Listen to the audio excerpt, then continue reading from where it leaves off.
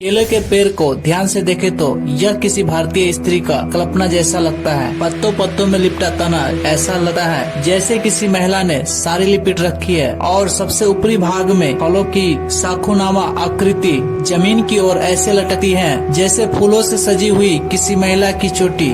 दरअसल असल में यह एक स्त्री का स्वरूप है। इसका वर्णन पुराणों में मिलता है, जिसका संबंध सबसे क्रोधित ऋषि दुर्वासा से है। वीडियो में आगे बढ़ने से पहले आपसे एक ही रिक्वेस्ट है, हमारे चैनल रियल थिंग्स को सब्सक्राइब कीजिए और वीडियो को शेयर कर दीजिए, क्योंकि हम इसी तरह के ज्ञानवर्धक वीडियो आपके लिए लाते रहेंगे।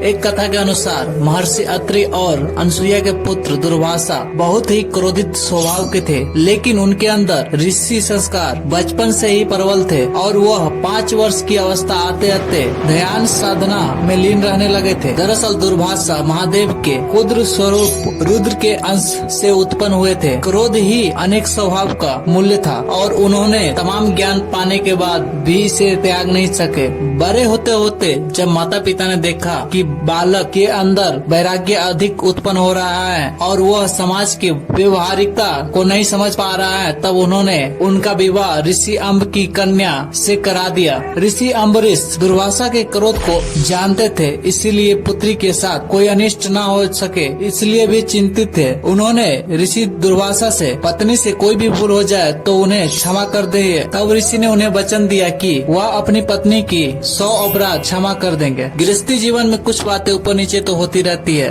ऋषि दुर्वासा की पत्नी का नाम था कदली, जो कि स्वभाव से कर्मठ और बहुत ही समझदार थी। वह हर एक बात की ख्याल रखती थी, लेकिन फिर भी कभी कभी कुछ न कुछ हो ही जाता था। लेकिन ऋषि ने उन पर कभी भी क्रोध नहीं किया। ऐसा होने से धीरे धीरे कदली के स्वभाव में भी बदलाव आने लगी। लेकिन एक दिन ऋषि कहीं से प्रवास कर कुछ देरी से आए। रात में भोजन के बाद उन्होंने विश्राम के लिए कहा। साथ ही पत्नी से कहा कि मुझे कल ब्रह्म मुहूर्त में जरूर उठा दे। मैं खुद भी कोशिश करूंगा, लेकिन थकान के कारण शायद ऐसा संभव न हो। ब्रह्म मुहूर्त में ऋषिवर को जरूरी अनुष्ठान करना था। अगली सुबह कदली की ब्रह्म मुहूर्त में नींद तो खुली, लेकिन आलस के कारण न तो वह खुद उठी और न ही ऋषि को उठाया। सुबह सूर्योदय के बाद ऋषि की आँख खुली तो दिन चढ़ आया था। अपना अनुष्ठान न कर पाने के कारण वह कदली पर बहुत क्रोधित हुए और उन्हें भस्म हो जाने का श्राप दिया। ऋषि का श्राप तुरंत असर हुआ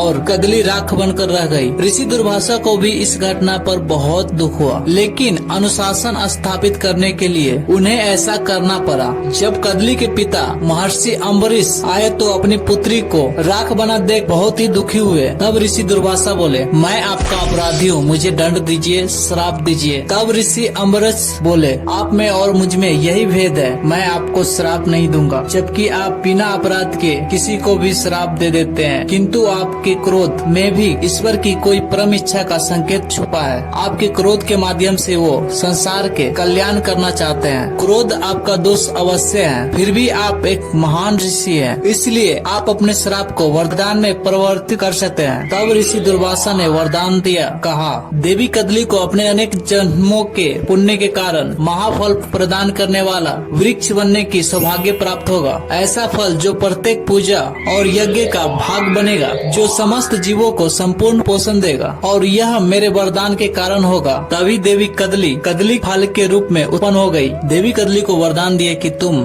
कदली फल के रूप में उत्पन्न होगी, तुम्हारे बिना कोई भी पूजा अधूरी मानी जाएगी और तुम हर किसी को आसानी से प्राप्त हो जाओगी, जिसे हम सब आज केला के रूप में जानते हैं। वीडियो देखने के लिए धन्यवाद।